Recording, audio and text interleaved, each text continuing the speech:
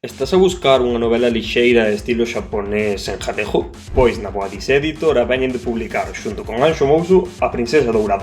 Unha pequena novela isekai onde Xosé e a súa veciña Marika, veciños de Camelle, acaban por sorpresa un día no reino de Nihá, nun mundo cunha ambientación que nos recordará moito a ese estilo tradicional xaponés, do que ela era gobernante. Aí vivirán unha serie de aventuras fantásticas en que encontrarán personaxes variopintas, como poden ser bardos ou samurais, tanto amigos que os axudarán na súa travesía como inimigos que lle dificultarán. A vez, este libro tamén incorpora elementos galegos, como costumes, paisaxes ou mesmo até letras de grande amor. A obra tamén ven acompañada dunha serie de páxinas explicativas con informacións e códigos que me parece que a fan moi axeitada para o público xuvenil, a máis dunhas ilustracións da man de Iago Torres preciosas que encaixan perfectamente co estilo oriental da novela. Moitas grazas ao autor e editora por esta novela.